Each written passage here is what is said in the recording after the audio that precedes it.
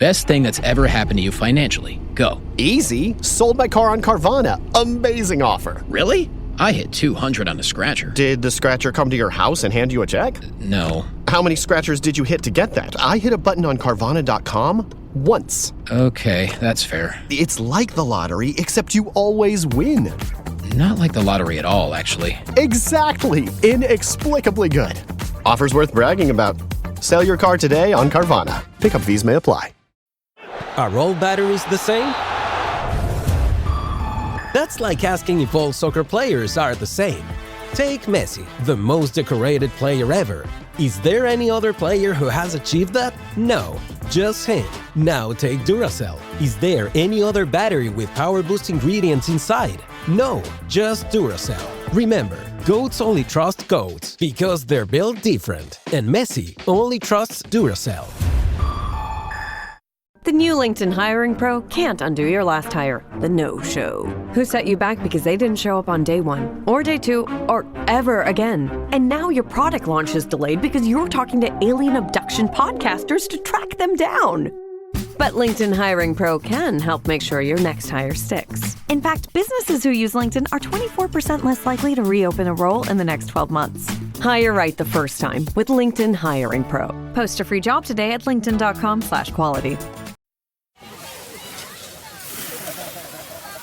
This summer, serve up the Cookout Classics, Oscar Mayer hot dogs and Heinz mustard. Grill up a dog, add classic yellow mustard, or loaded Chicago style. We all know it's not a cookout without Oscar Mayer and Heinz. The comments made by Amin Elhassan are made by him and him himself and nobody else, and not indicative of Basketball Illuminati, Tom Haberstroh, Anthony Mays, or any guest incorporated.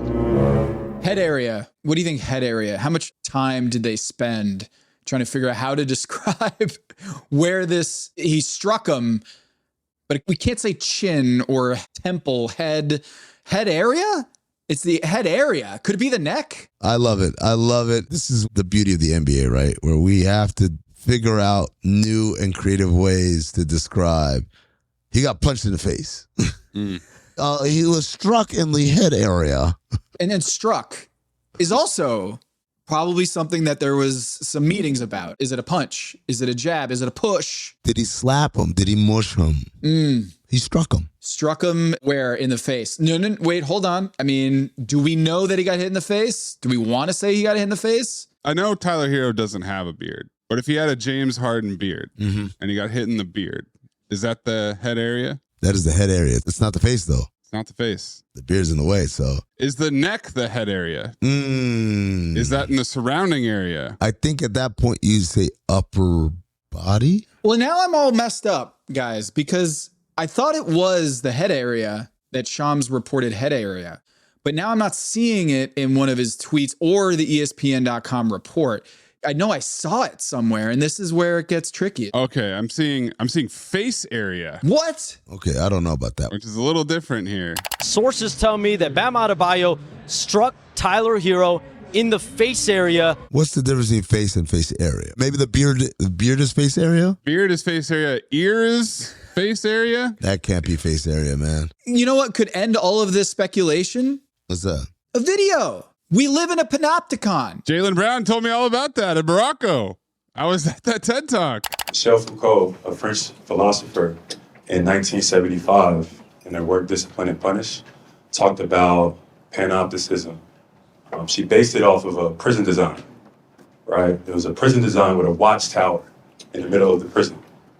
And this theory was that, like, by putting the watchtower in the middle, the prisoners would police themselves because they're under surveillance. I think my favorite assessment of this comes from Zach Harper, who said, this happened in a casino in front of teenagers in 2026. Someone has this on video. Yeah. That's a Venn diagram of the most documented people anywhere. Casinos and teenagers. Then there's this big gap in the story then. How is there not video if everyone has video out? Oh, there's a video, Tom. Open your third eye. This hasn't come out yet, that's all. This fits in nicely to Amin's larger reporting thesis, is that most news is not actual news. Yeah. We would wait and then we would find out that, Giannis Antetokounmpo is now playing for the Miami Heat. wow, there'd be a press release by the team. What news breaking should be is things that you otherwise would not have known about, that would not have been part of a team press release, or you find out when they play the next game. What Shams Charania is reporting on ESPN, this is breaking news, is it not, Amin? That there was an altercation between Bam Adebayo and Tyler Hero in Vegas? That's absolutely breaking news. Because if he doesn't, I was with Zach. We had just gotten done interviewing Martin Lawrence. And we're walking from the studio, which is at the Wynn, to my car so that we can go down to Thomas and Mack. And literally on that walk, the alert comes in. Oh, shit. And I think we ran into Sam Amick and Jared Weiss. Everyone's finding out at the same time, right then and there. So it definitely captivated the attention of the entire NBA public. But again, in theory, if someone doesn't talk, that we may have never known about this, or we would have found out years later. And so in my estimation, this is news. This is actual news. This is not a transaction. This is news. We did it. Yeah. But we can't decide where he was hit because, Tom, the reason you were confused is because the write-up from Ohm, recent Basketball Illuminati guest, yeah, Truth Teller, and Jamal Collier said Adebayo struck Hero in the head area. Sources told ESPN Shams Charania. Ramona said Adebayo struck Hero near his chin, although descriptions of the nature of the physical contact is in some dispute. Okay. So we've got head area, face area, near the chin. That sounds like neck to me, guys. It does sound like neck. It sounds like neck. It has to be neck area. What about the images of Tyler Hero? Because he came to the arena afterward and he did an interview, I think, with ESPN while he was watching Bucks versus Heat.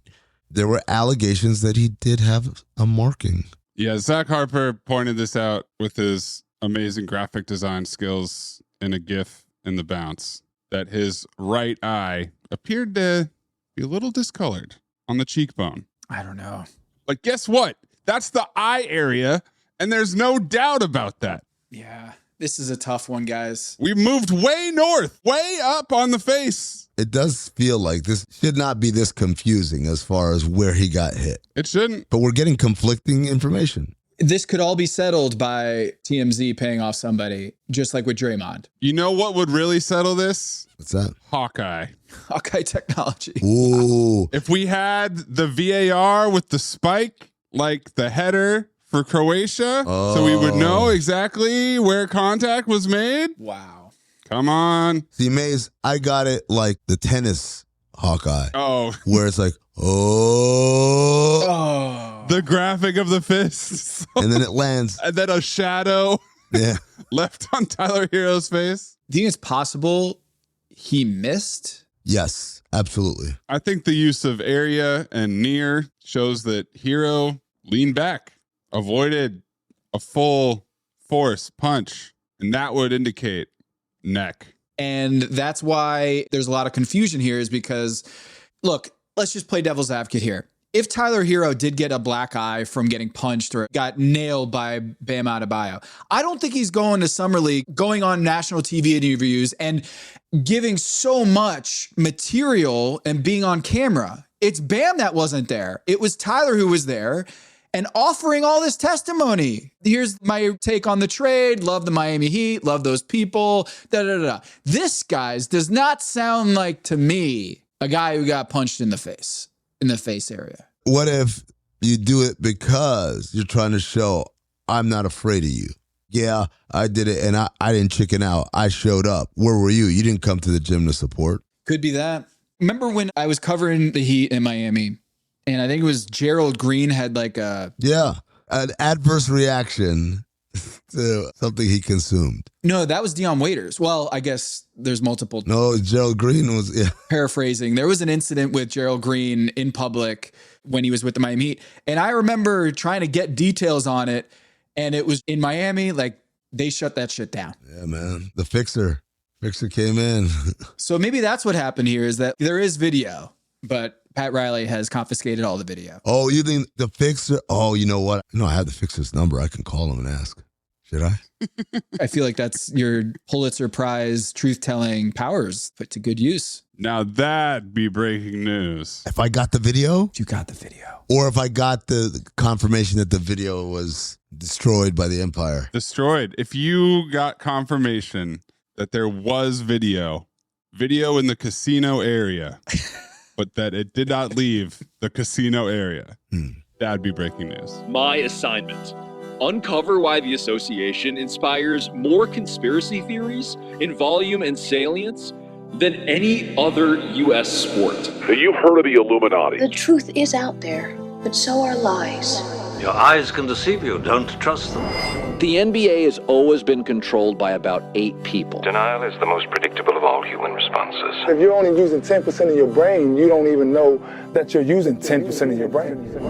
The NBA Illuminati. If coincidences are just coincidences, why do they feel so contrived? The Illuminati. But you start to follow the money, and you don't know where the f*** it's going to take you.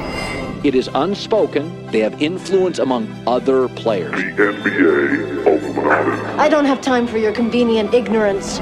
Maybe I'm a conspiracist now as well. That's all it took. Oh, we got books, we got schools. You saw a video on YouTube. My eyes, sir. I've never used them before. We are the Basketball Illuminati.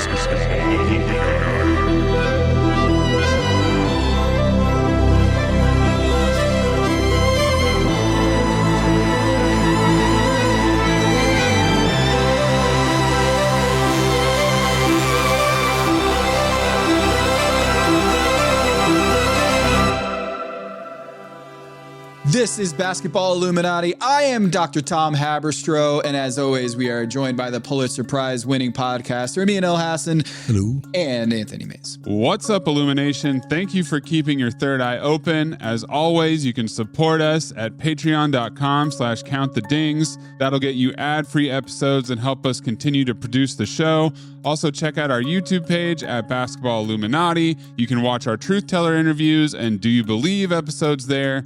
Please subscribe and continue to show your support. Thank you. We've got the Toronto Stars, Bruce Arthur, a return to Basketball Illuminati as our truth teller extraordinaire because the Kawhi Leonard trade, as of this recording, has not been consummated because there's some sort of dubious holdup in the investigation, and we will get to the bottom of all of that. I got to record an episode of Pablo Torre Finds Out, man. They need to hurry this shit up. Otherwise, they're going to cancel my shit.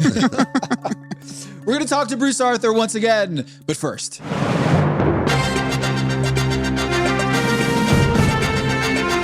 You are listening to The Agenda with Amin Elhassan and Tom Haberstroh. Isn't it pretty obvious what's going on here? LeBron is going to announce his decision on his terms on his show. And that's what the whole holdup is we need some sort of big convention. He's going to be recording a live show. He wants to maximize his subs. That's it. You really think he's going to do Gallagher a solid like that? Yeah, it's all because of Gallagher. I think he runs the NBA. Jason Gallagher's a shadow commissioner? I think that's true. Yes. Yes, LeBron. This is exactly as I've foreseen. A little bit of exposition here. This week is Fanatics Fest, which is sports con. It's the Comic-Con of sports, as told to me by Michael Rubin, the founder, when I interviewed him a couple of weeks ago. He literally went to San Diego Comic-Con and is like, we should have this for sports. And that's Fanatics Fest, basically. There you go. And LeBron James is on the docket, right? He's got 2 shows. 2 shows. Wednesday and Thursday, a live recording of Mind the Game. Mm-hmm. That's right. But you think he's going to announce it there? I think he's going to tease something just like he did. What was it? The Hennessy commercial? The Hennessy commercial, yeah. This is my theory. He's going to tease it on Wednesday and be like, I just want to let you guys know I've come to a decision and that's tomorrow. I'm going to announce it tomorrow. So right back here this time tomorrow. Well, let's do it. I got him announcing that he'll make an announcement the following week. The Fran Fraschilla. It's 2 years away from 2 years away. Exactly. He's not going to tell us where he's going at Fanatics Fest. He's going to tell us at Fanatics Fest that he's going to tell us when he's going the next week. And the reason for this, ladies and gentlemen, the World Cup is still going on. The World Cup. This is worldly Amin saying this is big FIFA here, that LeBron doesn't want to mess with big FIFA. He doesn't want to share the stage, and FIFA is dominating the stage. And by the way, talk to Michael Rubin about this too. It's not a coincidence they're doing Fanatics Fest at this time. They changed the dates to coincide with the World Cup final. They're going to have a bunch of FIFA events during Fanatics Fest. So everyone is absolutely bowing down, bending the knee to the world's game. But that final is on Sunday, folks, which means Monday morning is business as usual. My guess is he'll go Tuesday, either Tuesday or Wednesday. Right after we're done recording. Pretty much. That's the official Amin prediction. The most important part is to not let us know prior to hitting record for our podcast. I think you guys are cute. Oh, that's hilarious that you think it's going to be this week or next week. That's really adorable. I'm proud of you guys. Where do you have it? Where do you got it? He's got us right where he wants us. He's got us speculating. Why do it next week? Why not drag it out all summer? Why not have Rich Paul do whiteboard updates every couple weeks? Oh, it's so great. I'm kind of disappointed, honestly, that we didn't get a Le Bachelor where every single week the GMs and the star players of each team put on their finest outfits to get eliminated one by one. He hands out roses? Little basketballs. Little golden basketballs. Oh, there you go. What's the catchphrase? Because you always have to have like some sort of catchphrase when you let someone go. Well, in Top Chef world, it's pack your knives and go, which is why we have the Top Chef pod, Pack Your Knives, which you should go subscribe. If you haven't watched season 23, you should. So pack your knives and go was Padma Lakshmi's catchphrase when she eliminated somebody. I think it's got to be something along the lines of Vivek, Sacramento, please leave the kingdom. Oh, because it's LeBron's kingdom, not because it's the Sacramento Kings. Got it. Not the Sacramento Kings. That was a bad one. You've been exiled? You've been exiled from the kingdom. Yeah. Example, Dosai and the Brooklyn Nets, you've been exiled from the kingdom. What is the venue? Give me the show. So is it people are walking in like it's American Idol and he's at a panel? Or it's a boardroom? No, it's a villa. Yeah. Villa, Spanish tile, lots of greenery and stuff like that. Someone fanning him with giant palm tree leaves. You saw the villa they stayed at on the Cavs vacation? Kind of like that. The one that Timothy Mozgov was not invited to. Giant bottles of rosé. But LeBron's not there, though. This is all Rich. So that's the other thing. If Rich is doing it, maybe it's a little more corporate. No. LeBron comes in for the finale. If Rich does it, then I have him in a boardroom, kind of looking like The Apprentice, right? Rich is sitting in the chair in the middle, and he's got Maverick over here, and he's got Randy over there, and a couple other guys. Deli over here. Sure. Max Kellerman, for some reason. Yeah. Max is there. Deli gets there late. He's there, but he's there late because they didn't tell him. Him and Shum come together. But if it's LeBron, it's the chateau. That's the final three. That's the finale. Then we go to an actual castle, and then you are actually exiled from the kingdom. And maybe the throne is made out of deflated, melted basketballs. And we got to get that one shot of the exterior and the exilees walking away. Long path. With a voiceover, their voiceover talking about, I thought we had a really good shot, you know. we have oil, we have Macau, we have Africa. So are they packing something up? Like, are they packing up their laptops and their bags? Pack themselves up. You know, as the dejected voice is playing, I really thought we had a good shot. I thought Domantas Sabonis was, you know, he really wanted to catch passes from Domas. Pack your spreadsheets up and go. Yep. Pack your PowerPoint presentations up and go. Pack your 1s, 2s, 3s, 4s, and 5s and go. If you're Pat Riley, pack your rings up and go. Oh, yeah. Wait, so who are the final three? Do we think it's Cleveland, Miami, and Golden State? What about Philly? Well, see, this is why the Rubin stuff really fascinates me, I mean. Because Michael Rubin used to be a part owner of the Philadelphia 76ers and recused himself years ago so that he could start up a gambling company or gambling adjacent Fanatics company and not have to divest his businesses because he had a conflict of interest or it was against the bylaws. So Michael Rubin, isn't he Philadelphia 76ers guy? So like maybe Fanatics Fest is a good time to say, hey, you're coming to Philly, right? His words to me were he gave it up because he hated it. Because I asked him, would you ever go back, consider buying a team? And he said, no. It was very much like Magic Johnson when Magic Johnson quit the Lakers.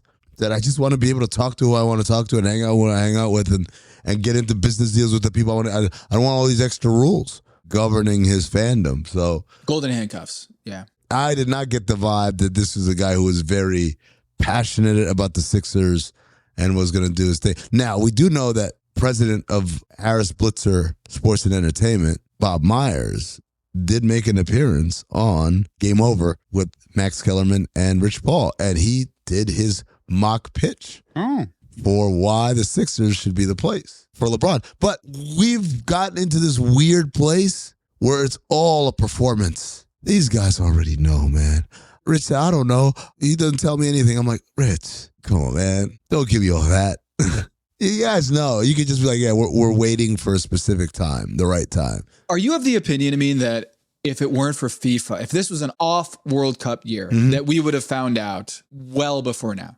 Yes. Not immediately. Not July 4th. No, not July 5th. And Maze's point is, no, he's going to drag this out as long as he wants. He was always going to drag it out. You guys know the Jerry Jones media strategy? What's that? He loses money by not signing his best players to extensions early. He waits and waits and waits and waits and waits because he thinks that the media generated by the attention and people talking about the Cowboys is more profitable than saving a little money on the contract. Wait, for him? Yes. For the Cowboys, for business. Because Cowboys are leading Sports Center. How does that make him money? I don't know, man.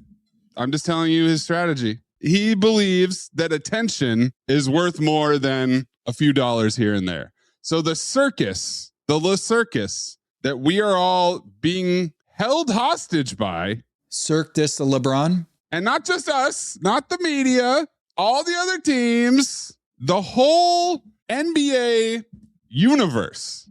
Right. Is stuck on this 41-year-old man making his second decision. He's already done a decision where he set a date and had a televised thing. That was 2010. Old news. That's so old news. And what we've all been stuck in is what the Warriors were stuck in last year with Jonathan Kuminga, which dragged and dragged and dragged. And what Sam Esfandiari and the Light Years podcast called the Cuck Chair. Wait, what? So Sam, no, for months last summer, posted every morning a photo of a different Cuck Chair from a different stock photo of a hotel. That's right. And said, good morning. Here's where we are. It's nice and warm. The Warriors are not going to do a single thing until this Jonathan Kuminga standoff gets resolved. The Al Horford signing, the DeAnthony Melton signing, all of that was tabled. And that's where we are now, except it's not just the Warriors in the chair. It's the Cavaliers and James Harden and Draymond Green and Philadelphia 76ers and the Miami Heat. Everyone's in the chair. And apparently the schedule makers of the league. Yeah. This is my favorite detail. As a schedule nerd myself, I really appreciated this report from the Steinline that schedule makers are perplexed because they got to figure out who's going to play on December 25th on Christmas Day, who's going to be on opening night. And usually that box office blockbuster, the big show, we're going to want to have LeBron on there. But they don't know when LeBron's going to be there. The report is the suitor that emerges as James's next team was described to the Steinline over the weekend as the most significant missing variable at this point when it comes to schedule assembly. Can't make a Christmas Day schedule in the NBA, to name the most obvious example, without knowing where James is playing. So the Cuck Chair is not just teams. Yeah. It's schedule makers. The schedules are. Wow. This is the biggest Cuck Chair we've ever had. There are 1,230 games in the Cuck Chair. Plus the Emirates Cup. There are data centers in the Cuck Chair. That should have been on the whiteboard. Data centers? Data centers. But it still won't end this summer's news cycle because even if LeBron announces what team he's going to, let's say it's this week, let's say it's next week, let's say it's in a month, we still got the Kawhi Leonard investigation. Oh, that is a segue. That is an alley-oop. We got Bruce Arthur from the Toronto Star joining us again. We tried to get him last week. Didn't work out. but we are so glad that we got him this week for a much longer time. We're going to talk to Bruce Arthur from the Toronto Star about the Kawhi Leonard trade right after this. You know what shouldn't cost money? Managing your money. That's why I've moved on from my traditional old school bank that charged me overdraft fees and monthly fees and minimum balance fees. I'm done with fees, and that's why I'm using Chime. Chime members can benefit from up to $1,150 in annual rewards fee-free. They have thousands of ATMs fee-free. You catch it on here? Now check out some of these benefits. You get 5% cash back on Chime Card in a category of your choice, like gas or groceries, whatever you're using the most. You get savings that grow faster with a 3.75% APY. That's 9 times higher than the national average. You can even get $500 of your pay with MyPay. They also have Spot Me, which lets you overdraft up to $200 fee-free. All of which make it so much easier to manage your money. Chime is not just smarter banking, it's the most rewarding way to bank. Join the millions who are already banking fee-free today. Head to chime.com/basketball. That's chime.com/basketball. It only takes a few minutes to sign up. Chime is a fintech, not a bank. Banking services from MyPay and Chime Card provided by Chime's bank partners. Optional products and services may have fees or charges. Stated annual percentage yield and cashback for Chime Prime only. No minimum balance required. For more information on APY rates, MyPay, Spot Me, and travel perks, go to chime.com/disclosures. You all think I'm late. Well, I'm not late. And I'm going to stay right here and fight for this lost cause, even if this room gets filled with lies like these. And the Taylors and all their armies come marching into this place. Somebody will listen to me. There's no better way to overpower a trickle of doubt than with a flood of naked truth.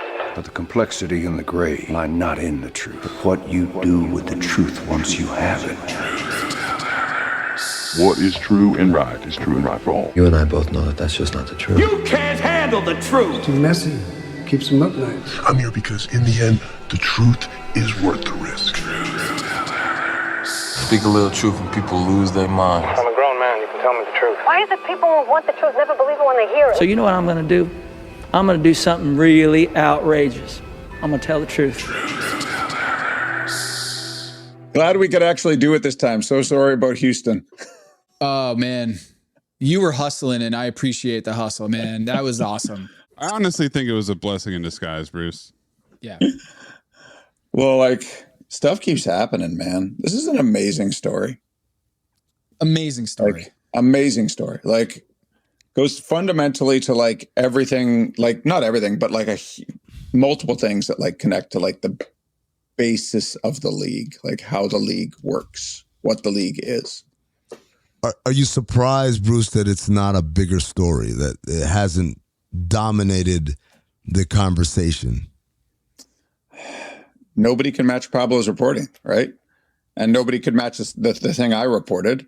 And that makes those stories the hardest ones to match, right? Like the hardest ones to keep up with, right? Because what do you write that's new? Especially when it drags out this long, it just becomes wallpaper. Well, what is the latest, Bruce? Bring it to us, what you have, because it seems like the NBA has not gotten a resolution on the Kawhi Leonard investigation as of yet, as we're recording this. And there's an outgoing owner that is impacting this. There's also Summer League is happening right now. Kyle Lowry's retirement happened, the whole ceremony. So much has happened, and yet there doesn't seem to be any real resolution or kind of finality to this. Well, it's funny. Like people, at least people around the Raptors and some other people in the league were kind of like, okay, so when would the Kawhi decision come down? Because this starts last year. So can you do it before the All-Star game? Well, no, because the All-Star game's in LA, right? So that's probably it would be really awkward if you hit the Clippers right before they host the All-Star game. Okay. Can you do it before the playoffs? Well, I guess not. I guess you can't do it before the playoffs. Can you do it between the finals and the draft?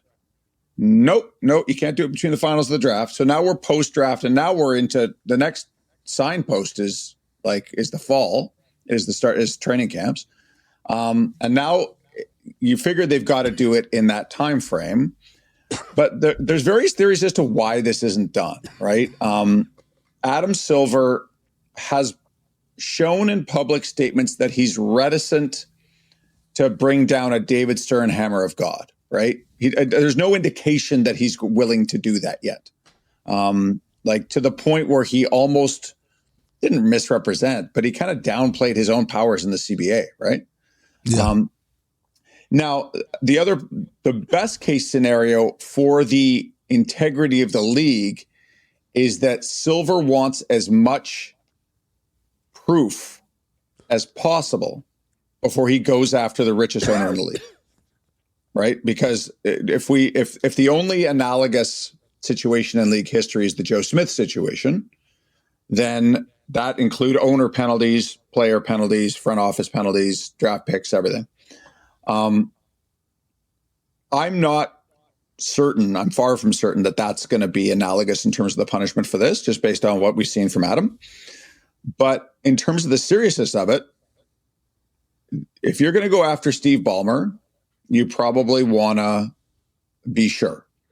It's the Omar line, right? If you come at the king, you best not miss. Yeah. Exactly. Because the Clippers, even in the statement the other day, the Clippers reiterated the same thing they've been saying the whole time. This investigation is bullshit. We didn't do anything wrong. It's not our fault. Like they've stuck to the same line pretty much the whole time. There's been, I don't believe it, but they've stuck with it. Bruce, and just to add on to that, that's not just a public PR line. Mm-hmm. The teams that have been dealing with them behind the scenes say they act like they haven't done anything wrong. They act like this is all a big misunderstanding. We did nothing wrong. Well, and I think based on what we know, and Pablo Torre, our friend Pablo Torre, has done literally Pulitzer work on this, right? And every time he's come up with something, and then I added to it with a small bit of reporting just about what Kawhi asked of the Raptors, right? That was back last year.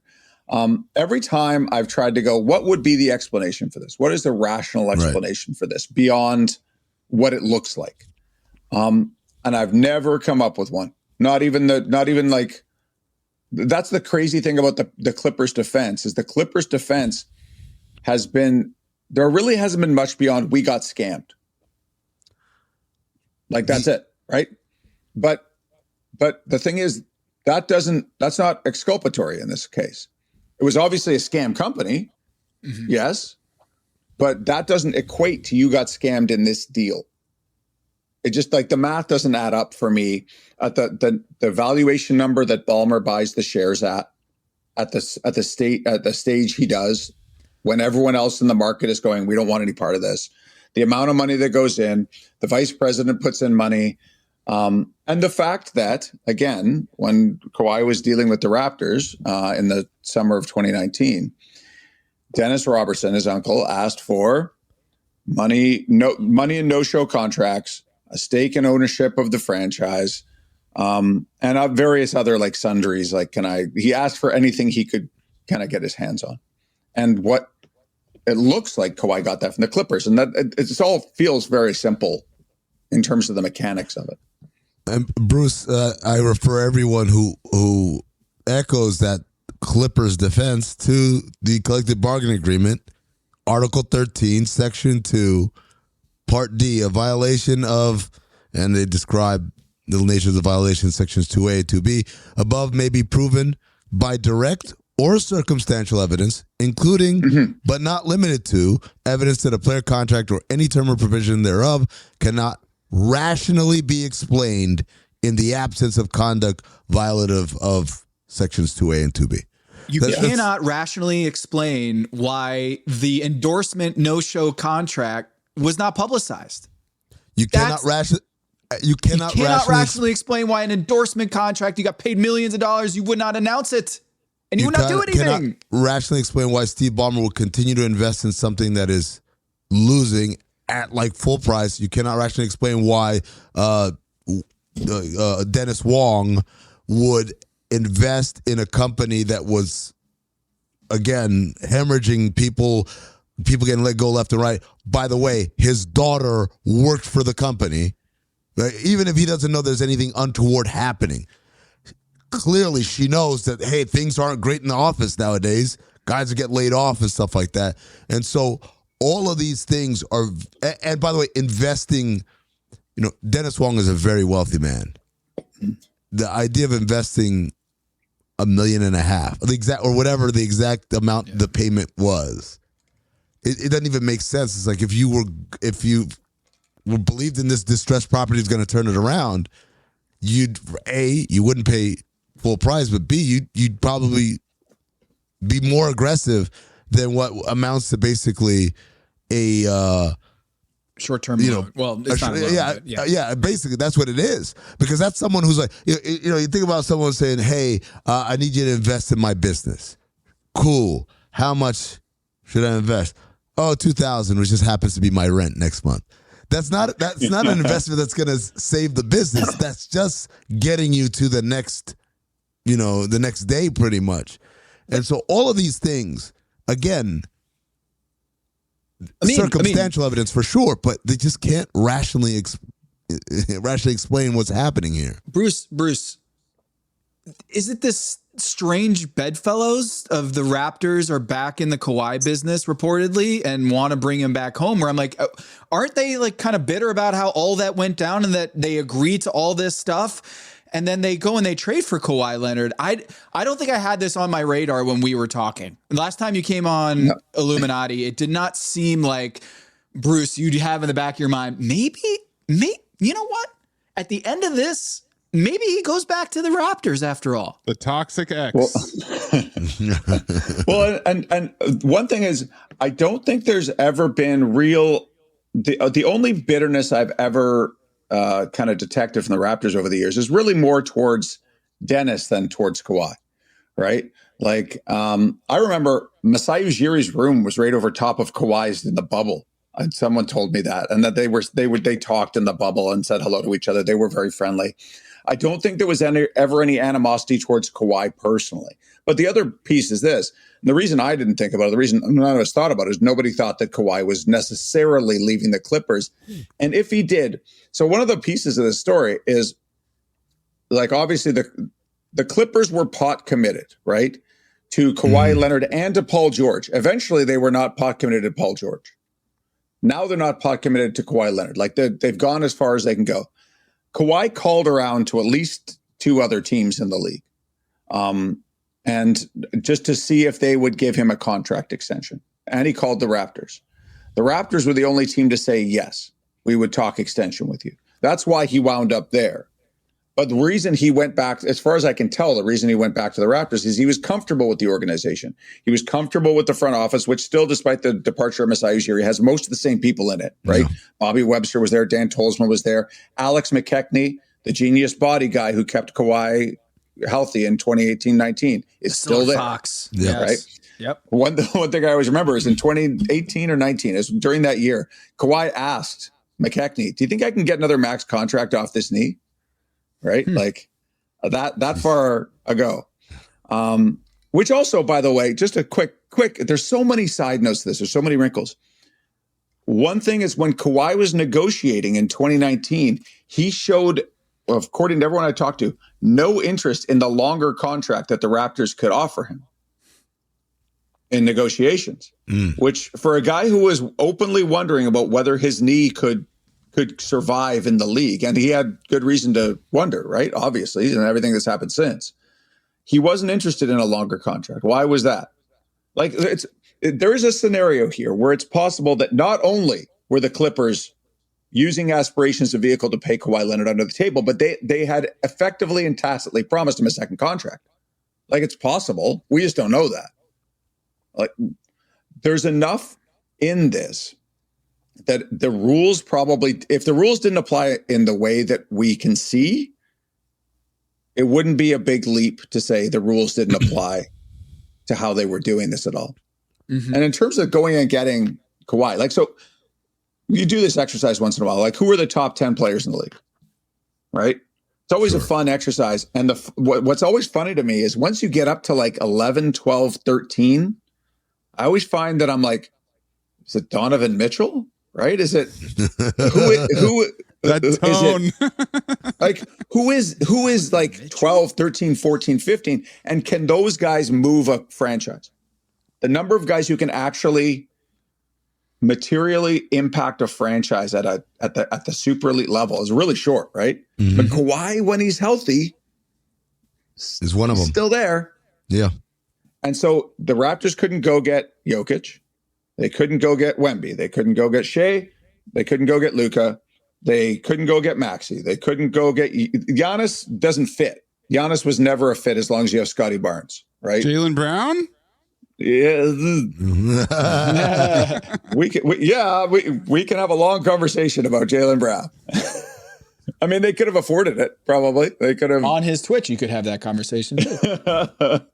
And so Kawhi fits exactly with what the Raptors were missing. The Raptors lacked, and this was the same story when they had DeMar and Kyle, when they got Kawhi the first time. They lacked a first-order offensive creator, like a guy who can just. There was a moment when the Raptors were playing the Sixers in the second round, that Embiid, Jimmy team, like really, really good team. Ben Simmons was still a player. One of the Sixers executives walked up to me, I think it was after game 4, and he said, and he was almost spooked. He was like, Kawhi can't keep making these shots, right? Yeah. Like, and he's still that guy when he's healthy. Yeah. So a Raptors team, like this was a relatively low cost. There's cost to this, but it's still, for a top 10 player with the risk involved, it's still at least a reasonable cost to bet on a top 10 player who can make your team a potential contender in the East. Bruce, I want to read the statement from the Toronto Raptors. You tell me what's most interesting about it. Mm-hmm. Okay. Regarding our planned trade with the LA Clippers for Kawhi Leonard, the NBA League office informed us that as a result of the ongoing investigation involving the Clippers, we would assume the risk of any potential outcome of the investigation impacting Kawhi. In light of this, we will wait until the league's investigation is complete. The Raptors remain eager to bring Kawhi back to Toronto and look forward to a swift resolution for our players, our organization, and our fans. Raptors. So the really interesting part is it makes it sound like it's new information a little bit. In light of this, I think is the part that probably pops off the page. What I was told is that they did ask what. They knew that this was the case, right? Of course they did. Bobby Webster used to work at the league office, man. He still knows people. Right. Like, it's not that hard to call an NBA lawyer if you're Bobby Webster. So he knew that this was the policy. The real question to me is this: what happens? What could the penalties be reasonably, and how would that affect this deal and the Raptors? So you kind of have two, right? Like, there isn't really a specific mechanism to suspend him. There isn't, for no. salary cap. Like, maybe there's a hammer of God commissioner option. Yeah. Right? So this goes back to the question I asked him at All-Star Weekend. Is that to what extent are you beholden to the collective bargaining agreement in terms of meting out punishment? And he said completely. He pretended like, oh, there's no way I can. The collective bargaining agreement is God, and I must bend the knee. And so, according to the collective bargaining agreement, you can fine up to $350,000. And you can void the contract. That's as far as player discipline goes. There's no talk at all of suspension or any other kind of punishments of that nature. But then even when you talk about voiding the contract, well, this isn't the contract under which that happened. Well, except we don't know that, do we? Because if it was a rolling deal, right? So if it was a rolling deal over time, and we know that the contract with Aspiration starts in 21. He signs the deal in 19, starts in 21. It seems likely that this was agreed on at the time of the first contract because of the asks that Kawhi made to the Raptors. Right, I want money for no-show contracts via Dennis, right? So you presume that the Clippers had to do the same thing. But maybe they don't start till 21 because there was an investigation then, remember? Yes. Right? Because the Raptors complained. Other teams complained about things that were happening, the asks that were being made. So it would make sense rationally to wait until the heat is died down. And then we don't know how long this arrangement goes. We don't know it. Like, so what was it $7 million a year, I believe, was the contract that we saw there. So how much came under the table? Was it 20 million? Was it 40 million? Like, it was not a small amount of money, is my guess. It's possible that this contract could be covered. As we talked, like, we don't know enough, and the league probably doesn't know enough about the promises that were made or could have been made all the way along.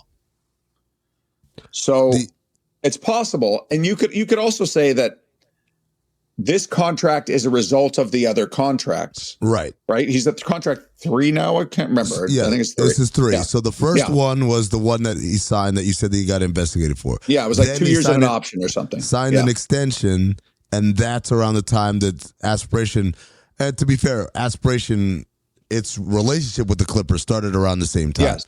So if there was any other arrangements, it would have been done with someone else on the prior deal, or maybe they waited, as you said. So then you get to the second deal.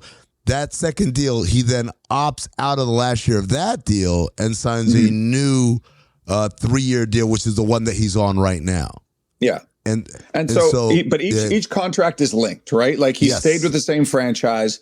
There's a continuation there. The league could easily, let's say they void the contract, because if we're and I am of the belief that this is actually probably a more serious violation of the CBA than Joe Smith was.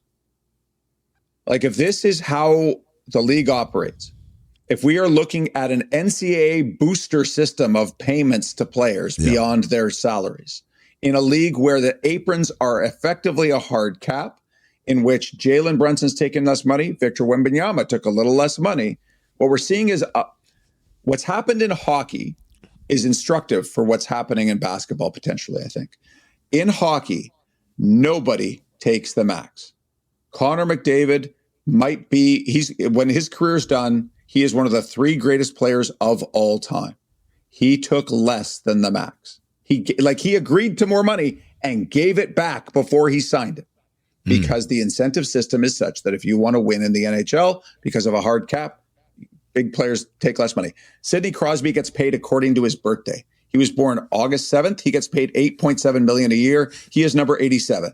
Thank God for the Pittsburgh Penguins. He wasn't born in December. That was right.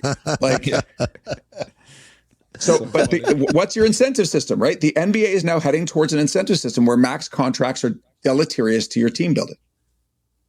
So I guess the thing I would look at is, I talked to a team exec, this is a few months ago, and he says to me, and this is the question I was going to ask you, what do you think the other teams are rooting for as an outcome? I talked to one exec, and he says to me, I hope they get dinged, because if they don't, then my job becomes money launderer. And now I'm Jason Bateman in Ozark, and I'm figuring out how to clean the money, because it just opens a Pandora's box of, oh, that's how we do business now? Cool. Yeah. Every free agency decision, every extension has some element towards it. Bruce, just from your perspective, what have you heard, or what do you think teams are feeling as far as what should be the punishment? I think it probably depends on the teams. I think the vast majority don't want to do this, right? How many owners would be willing to do? Let's say that, pick a number out of the air. Let's say Kawhi got $40 million under the table from the Clippers. I'm grabbing a number out of the air here. Don't how many owners in the league would be willing to do that and able to do that? So you can probably, you start going like, oh yeah, 2, 3, probably no more than 5. Tom Dundon isn't doing it, right? But like, the Raptors can't do it because they're owned. At the time of the Kawhi deal, one of the things that happened in the negotiation is they went back and said, "Could we pay him under the table?" And they're owned by 2 publicly traded corporations. Yeah. So it's like the scene in The Sopranos where they try to shake down a Starbucks, right? And the Starbucks guy goes, every penny is accounted for by the computers, man. I can't even give you, I can give you a cup, right? Like, so there aren't that many owners who would be willing and able to do this. And even those ones, would you want to get into that game? I don't know.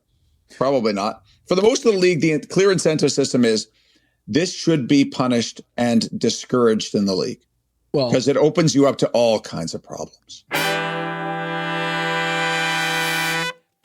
You know, the Rich Paul whiteboard that, made the waves.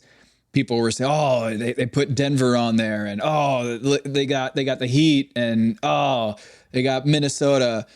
And to me, the most interesting part of that whiteboard was none of that. It was Dallas and Masai. Yes. Macau was my favorite part. Oil, golf, Macau, Africa. And I was like, oh my, it's right on the board. It's on the board. Business interests are on the board. Yeah. So like Africa, I know Kawhi's done some trips to Africa. And I don't know if he's an investor in some of the companies. I know Barack Obama's an investor over there. Masai's an investor over there. There's a bunch of companies in terms of building courts and community centers and all this kind of stuff. I don't know that Kawhi's involved in that. But like oil and Macau. Yeah.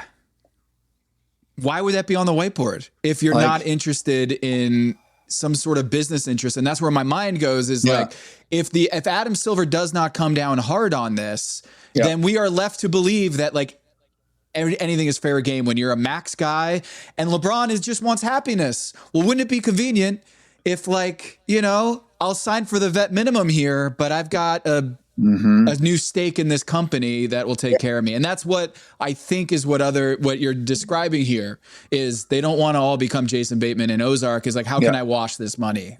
And it's so easy to hide. The only reason we know about this is Steve Ballmer failed to vet aspiration properly, right? If they do this with a company that does not go bankrupt, right, that does not blow up and wind up under federal investigation, we never see the contract. That or this is the other part. If Kawhi just let it go. Yeah. Because the only reason he's in there is because he listed himself as a creditor. Yes. And so his contract went into discovery. And that's if he just says, well, we'll just have to go back to the drawing board and figure out another way to get this money, we never find out. And also, by the way, if this becomes normalized, you are opening up, well, without penalties, maybe this isn't true. You're opening up blackmail opportunities for players and owners. Like, players know where the bodies are buried because they're the one burying they're the bodies, right? Like, you are opening this up to the NCAA under the absolute Wild West. Where remember Dwayne Casey at Kentucky handed like a paper bag full of money to a recruit and got dinged. I love Dwayne, wonderful guy. Yeah, allegedly. Like you are entering a Wild West, but it's a Wild West that's so much bigger. Because the stakes are so much higher. What is a great player in the league worth? What does he do for your franchise? Bruce, I'll say this is directly tied to the max salary. Yes. Everyone complains about aprons, and it's the max salary does that. Because if we paid the guys what they're actually worth, what they're actually, like you said earlier, the number of guys who will actually move the needle are limited. But because of this weird rule, we have to pay them the same as some other guys who are really good but don't move the needle in the same way. And so if I was free to pay Victor Wembanyama his market rate, forget about percentages of the cap, we wouldn't have this situation. Kawhi would have just gone to the team that paid him the most, and that would be that. Yes. And like, so, and this has been the case forever, but now in what is effectively a hard cap system, the max becomes a killer. And that's the Jaylen Brown trade. As like, in addition to whatever pain in whatever team dynamics and all of that stuff. If Jaylen Brown was as good as Nikola Jokic, they would have found a way to make it work. Right. But he's not. Right? He's a $50 to $60 million player who's good, really, really good. But those guys will kill you now. So will your older, great players. Like Masai said this publicly a couple of years ago. The super team era is over. The the era of like taking older players and pairing them together, like that doesn't work anymore, man, unless the guys start taking less money. As long as they're taking what they can make. You cannot put Kevin Durant and Devin Booker together and hope you're going to win. It's really hard to put Steph Curry and Jimmy Butler together and hope they're going to win. Like those numbers they kill you now. Term kills you. And the biggest number kills you. And one funny thing, actually, and this is a little bit related to the proposed Kawhi deal. You know what's back? Expiring contracts. Remember when expiring contracts were a big deal in the league? Yeah. Expiring contracts are back because Paul George. Brandon Ingram only has 2 years left. You pay him for 1 year, then he's an expiring contract. You can go get Trae Young. You can go get Anthony Davis, whatever the deal is. We're starting to see it, right? All of this is a function of the league has created a mechanism to grind teams salary-wise. And so if you're the Raptors and you're looking to get a top 10 player, even if this deal is proposed to you and you know that bad things could happen, that the deal could be negated, it's still worth the swing. But also, so this is on the other side of the window. Let's say that we started with this way back. Let's say they negate the contract. Kawhi's contract no longer exists. He is a free agent. Nobody in the league has money right now. Mid-level exception is probably all you can get from more or less anyone. I haven't checked, but there's not a lot of money out there. And again, Kawhi only called 3 teams. Now that said, that was based on extension possibilities. That becomes more complicated now. Like we're starting to head into like CBA stuff that I don't fully understand. Right, because this was the big question when the news broke of the investigation, and I was making the parallel to Joe Smith. Negating the contract doesn't punish Kawhi all that much because then he just becomes a free agent with all this cap space, and then he gets his money back, or there's some sort of sweepstakes to get Kawhi. But now that there's no cap space, yes, now it's a punishment. Now it's a punishment. Exactly. And then it becomes super complicated. Whereas in October, when this story dropped and they were like, oh, what will happen if he gets his contract negated? Any team could, in the middle of the season, carve out some space and go sign the guy. But now it would be a chore. So I guess it comes back to the question of, and Mays pointed this out. Mays, where were you? You were on vacation when this story broke, and you had... I was on Kawhi.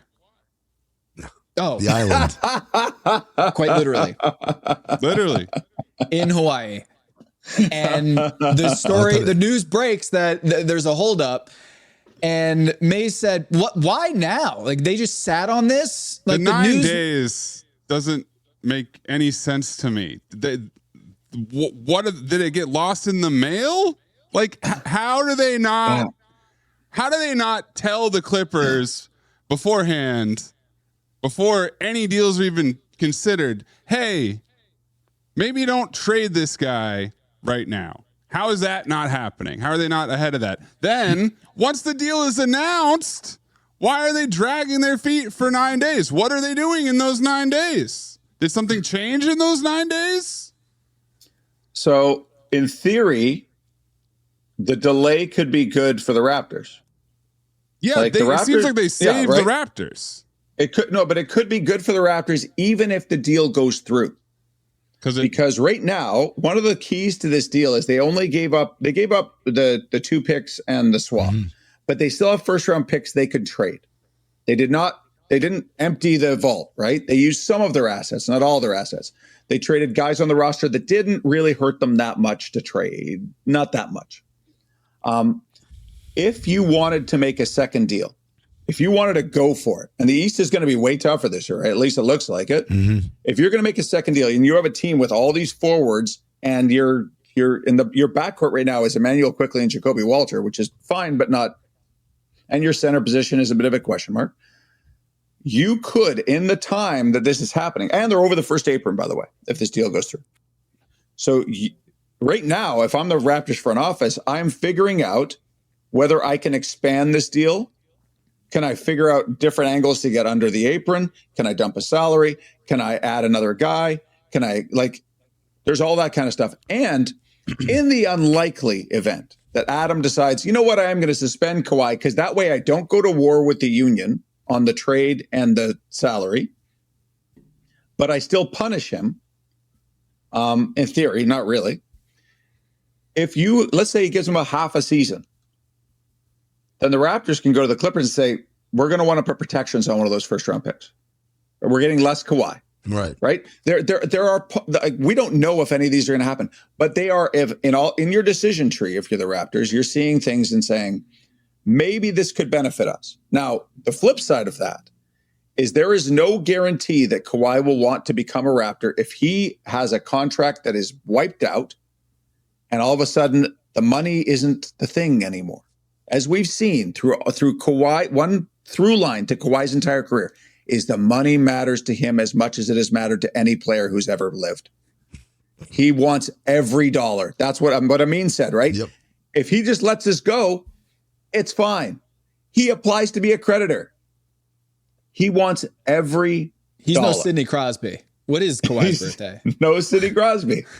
And so the Raptors are taking more risk by agreeing to this deal with what's the worst case scenario for the Raptors? They have to take their guys back and their picks back. That's not the end of the world. You take a swing at a top 10 player. You go for it. Like that's I think how they viewed this deal is even if this doesn't work and we have to tell Brandon Ingram, look, like we're going to find a good home for you or we're going to welcome you back. Grady, get in the gym and start shooting. Like you can smooth that over. Can the Clippers take back Kawhi? Do the Clippers have Kawhi's bird rights if that contract is negated? Joe Smith's bird rights were wiped out, right? Mm-hmm. You know what's, you mentioned Joe Smith again. You know what's crazy? That investigation took 2 months. Well, they had a piece of paper. It was done. Right? I was like, man, how long did that take for David Stern to like come down with a punishment on Joe Smith? And it was, related to Kevin Garnett and the agents and all that. Must have been a mess. It was over and done with in a blink of an eye. Blink of an eye in the NBA, landscape and in the timeline of things. And we haven't talked about it, the Gary Trent Jr. deal, which is, it's another, people are saying that is cap circumvention. And I'm sitting here and be like, oh my God, Wachtell Lipton is just printing money. I mean, printing money. Yeah. Because the Kawhi Leonard deal hasn't even been solved yet. The investigation hasn't been resolved yet. And now you got another one on top of that. And the multiplier on that billing hours has got to be crazy to do multiple cap circumvention. And we're now at two NBA stars who have taken less money. Two guys have taken less money. Like, again, the crazy thing about the Kawhi deal, you asked me why you don't, well, it should be a bigger story. It should be a bigger story. You're right. Because this is a guy who, a huge injury risk can be a difference maker. There's very few of these guys. And it goes to the entire structure of the league. What is the league for? Why is this collective bargaining agreement written the way it is? And how is it affecting teams? This happened before the aprons, but it's a natural byproduct to the importance of stars and how they change everything. And the league is making it way harder to keep multiples of those guys. And so in a way, they become more important because you have to pick the right one. If you have the 10th best player in the league and he's making the max, that's a huge delta between that and one of the top 5 players. Huge. Yep.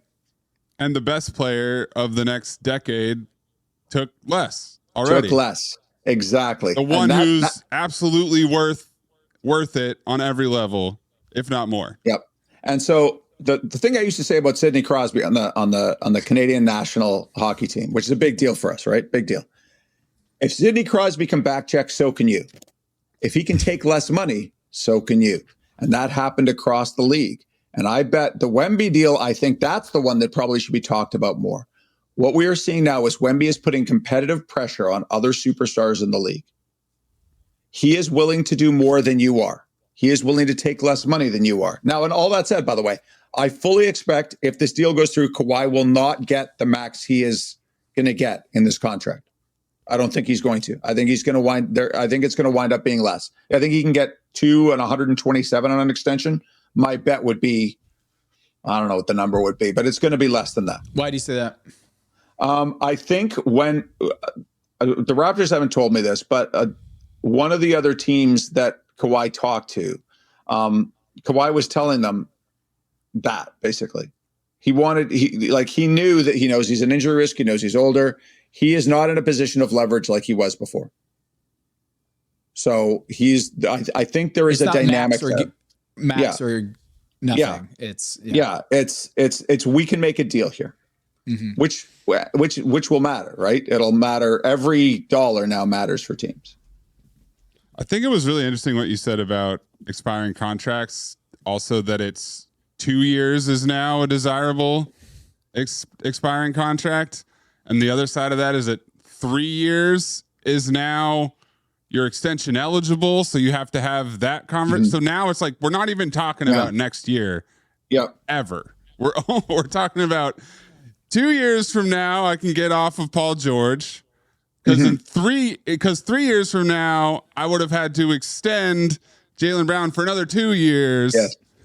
And can we talk about this year? It's sped up. They sped it up. The league put so much pressure on teams in this deal. Like they won the CBA so decisively. It's amazing the players agreed to this. Like amazing. Like there's a long and glorious history of players getting out negotiated in CBAs. But this speeds you up so much as a franchise now.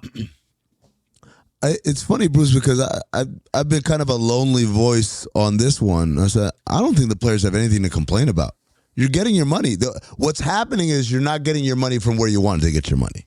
Right? What's happening is you're being forced to go somewhere else. But I like it here. I'm like, hey, the collective bargaining agreement was never about legislating what you like. It was about how do we divvy up this money? And the second apron has made it so that, hey, the money's still getting divvied out. It's just the place that you had it, your checks were coming from here. Now they're coming from somewhere else. And that's the only thing the collective bargaining agreement was designed to do, which was just figure out how this money gets allocated. I would disagree with that a tiny bit. The teams spend less money now, right? Before it was a soft cap. You could go further. Like it was still punitive, but you could spend the money. Now the punishment is so punitive because they changed it from just $1 that you're going to pay extra dollars to we will limit your tools as a front office. That's the Rubicon. Yes, on a micro level, yes, but on the macro level, the salary cap is based on BRI split. We made this much money as a league. 50% of that divided by 30, excuse me. Fair point. There's your cap. So, yes, Norman Powell, you got your money, but you didn't get it from Miami. You liked Miami, you wanted to stay in Miami, but you had to go somewhere else. Like all of the Jaylen Brown got traded because of this system. And so you could say, oh, man, that sucks. The Boston should have kept him forever. Would it be Mitchell Robinson the better example? Mitchell Robinson. The Knicks were not willing to go into the second apron, but he still got paid. You still got your money. It's like you're upset that the name on the check says James Dolan. It doesn't say James Dolan. It says not Wick Grosbeck or whatever the new guy in Boston's name is. Private equity. That's what you're upset. Like that's what you're upset about. But there was never a promise of you're going to get your checks from the same person. The promise was you're all going to get your money. And by the way, by all get your money, I mean all as a totality, because there are players who maybe would have gotten paid, but weren't because of what you're talking about. Teams are making this decision. How am I allocating my money? If I'm going to spend, let it be on the things that really impact winning. So it got taken out of your pocket, yes, but it went into someone else's pocket who plays. The players as a whole are still getting their money. There are individual cases who are not, and that goes back down to, well, because we had a 20-year period, we're paying people more than what they were worth. For every time that LeBron or Steph or Kevin Durant, all these guys signed a max deal, that is an artificial limiter. And so the guy was worth 70. He got $40 million. That $30 million went somewhere else, and it went to this middle class of guys that did not impact success as much as the guys that should have been getting that money. And that dynamic might now be increasing if we see in 5 years the stars are taking less money. And that's a really good point, I mean. Mm-hmm. If we see in 5 years the stars are taking less money, that extra money has to go somewhere. So the money moves from the high end to the median. But who's in charge of the union? Like, the union is traditionally pushed by the biggest players, is it not? Right? Yeah. Like Patrick Ewing in the past, like Chris Paul. Chris Paul, those kind of guys. That's what surprises me, is that the max players, the best players, have limited their earning potential in this CBA. Maybe they didn't see it coming. But like, the incentive systems have changed for those guys. And for older players too. You're going to pay a 35-year-old max salary.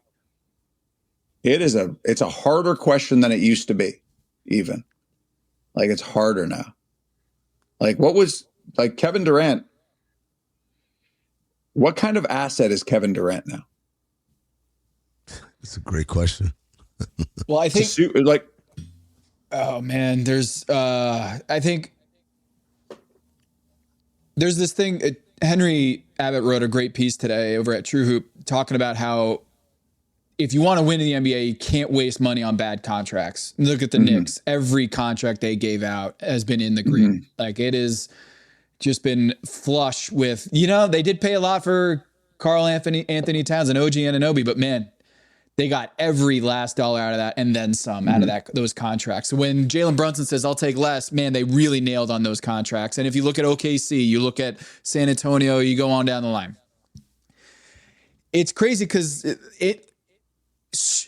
NBA careers are getting shorter because of injuries, but then in the top 5, top 10 players, Steph, KD, Kawhi, LeBron, they're all playing great until 40. Yeah. And so for some guys, I can't hang anymore and make those big contracts because I'm getting banged up and this league is so much harder now and my body can't hold up. But then you're like, wait a minute, Kawhi is how old? And how many knee surgeries later are we saying he can still bring it? And the Raptors are willing to give him not maybe max money, but so are they really getting money pinched? Are those top 5 guys getting pinched in ways that you would think the new CBA is suppressing their earning potential? And I would say maybe DeMarcus Cousins is a good example of a guy who just his body didn't hold up and now he's, not able to make the same money that Steph and LeBron and Kawhi and KD are. But like, are they really hurting the Kawhis of the world? Because they're playing at a high level till 37 in ways that Michael Jordan's era, we would never see them get that much money at that stage. Here's a question, and I'd have to go back and look at this, so I don't have it on the top of my head. When did the pace in the league go from, like, the pace has been doing this, right? Right. So LeBron plays a huge amount of his career in a slower pace league. So does Durant, so does Curry, so does this generation, essentially, right? So, like, if you look, the favorite one is the 7 seconds or less Suns were playing. When I first saw them from my media seat, I was like, this is outer space basketball. It was like, oh my gosh. It was revelatory. And that is a crazy slow pace to play basketball at in today's NBA, right? We'd be looking at these guys going, what are you guys doing? They'd be the slowest team in basketball by far. Yeah. So how much did that preserve these guys, I wonder? Whereas if you come into the league now, like, one thing that's really been worrying me is look at the age at which Achilles are starting to snap. Yeah. Your 27-year-olds are all of a sudden popping Achilles. I don't remember that. No. Right? It's much younger now. Yeah. Yeah. So when we have a generation, and let's say the league hits a theoretical limit on pace. We don't know that. But if you grow up at this pace and playing the NBA at this pace, I think you will see shorter careers.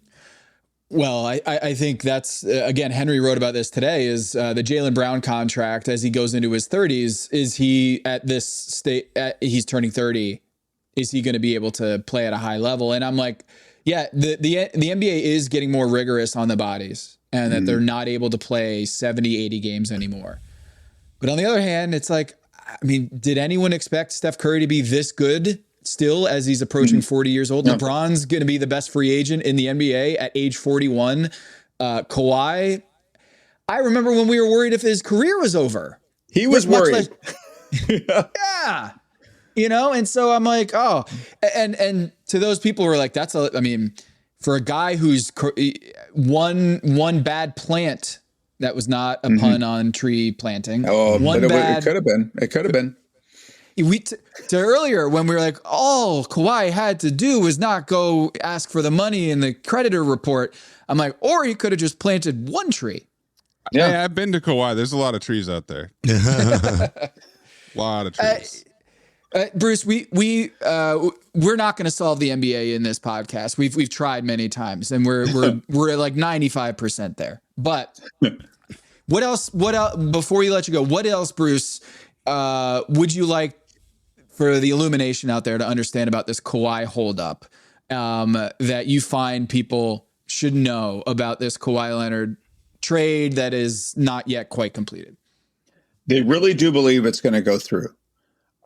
Almost on a mathematical basis. There's only been one contract that's ever been negated in league history. And it was a different time in the league. And they had a piece of paper saying, I intend to violate the CBA. So why is not the investigation done yet? Why is it not done? Why, if they're so confident from both sides, the Clippers are like, we did nothing wrong. And the Raptors are like, yeah, we're trading for that guy. There's certain stuff you can't get at, right? You can't get into private bank accounts. Right? You can't get into, like, was this written down? Did anyone take notes on a criminal conspiracy? Right? Like that whole idea. If you have the strongest possible circumstantial evidence, you're probably still short of a piece of paper that says, I intend to violate the CBA, signed owner and player. Right? So if it's anything less than that, and again, Adam Silver's been publicly reticent. The bet here is that only happened once, and that this will be less than that. And if it's less than that, then the Raptors get a top 10 player and they're willing to live with the consequences. Bruce, thank you so much, man. I'm glad that we didn't get you on last week. Not because we didn't get you on. We had to do 10 or 15 minutes of this? No way. Yeah. Yeah, no, it's the 15 minutes in a hotel lobby in Houston before I had to jump in a cab would not have been a fulsome discussion. That's right. That's right. We appreciate you so much for coming back on Illuminati. This is a saga that continues, and believe it or not, we probably will do another episode with you, Bruce, pretty soon here. But hopefully, I mean, within whether the next LeBron 5 years, or Kawhi will get one of those. Nobody knows. Nobody knows. Such a pleasure, guys. You guys are awesome. Thanks, Bruce.